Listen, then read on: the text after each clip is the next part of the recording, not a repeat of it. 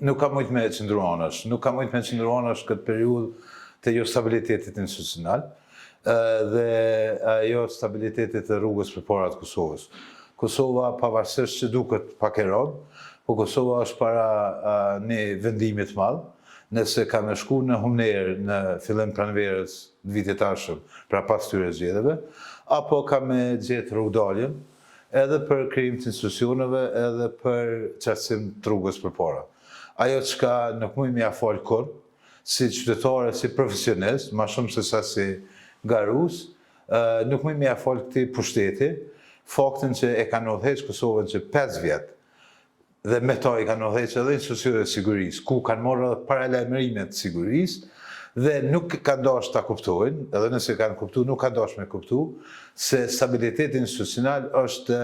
thelbi i sigurisë kombëtare, dhe duke e sulmuar stabilitetin institucional, realisht e kanë sulmuar sigurinë kombëtare të Kosovës.